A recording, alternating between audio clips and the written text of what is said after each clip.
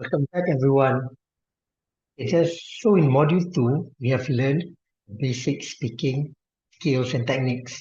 Now, to be good in speaking, there's another skill that you need, which is brainstorming techniques. So you need to have ideas, you need to know how to speak. Only then you can get a good score in our SPM speaking exam. In Module 3, we'll be doing three things. Number one, we'll be learning brainstorming techniques, and we'll be discussing three particular techniques.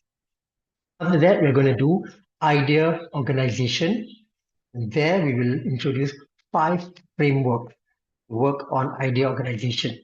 And finally, we will talk about linkers and cohesion. For this module, it is similar as the previous module. Because we are learners of the language, we have to know the skills and the steps. But once we get it right, once our brains knows what to do, everything will go on autopilot. Like the analogy that I like to use, just like riding a bicycle. Once you know how to balance, once you know what to do, you don't even have to think. Everything happens automatically, everything happens naturally.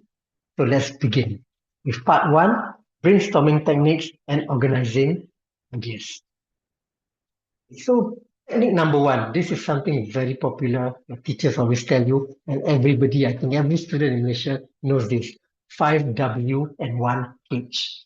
Okay, when you hear a question, of course, when I'm talking about SPM exam, you will see the question because they will actually give you the question in front of you. And so when you hear or see a question, ask yourself 5W and 1H. Who, what, when, where, why, and how. You don't need to answer all of those. Those things are the things that will help you get ideas. So you have to train yourself to quickly go through this 5W and 1H so that you can churn out ideas for you to speak. For example, if the topic is online shopping, you have to ask, who shops online? Why do they like it? Right away, you have something to say. And remember, speaking for 1 minute, it's actually not that long, but it's not short either. Once you have ideas, once you can speak, it becomes a breeze. Let's move on to technique two. Technique two is personal versus general. If you're stuck, when think about your own life first. So you can definitely give personal examples. It's so easy because you experience it yourself. So if not, then you give general opinions.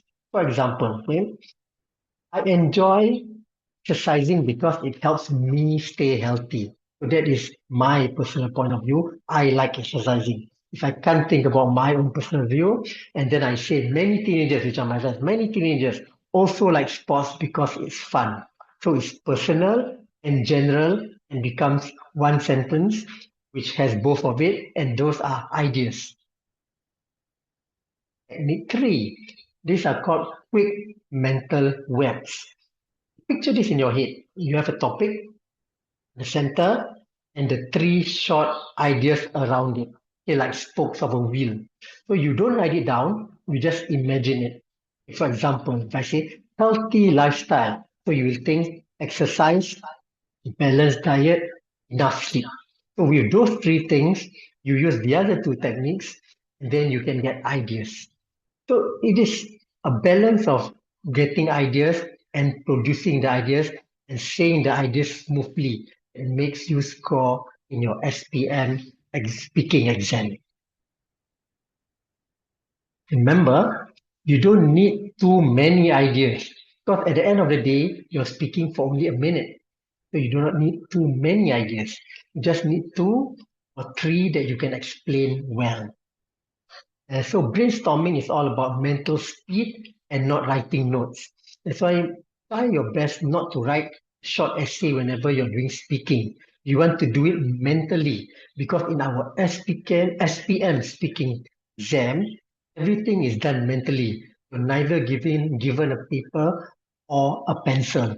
Everything has to be done mentally. That's why you have to practice to think and also generate ideas without writing them down. Now we'll go on to the next part, which is organizing main and supporting points. See you then.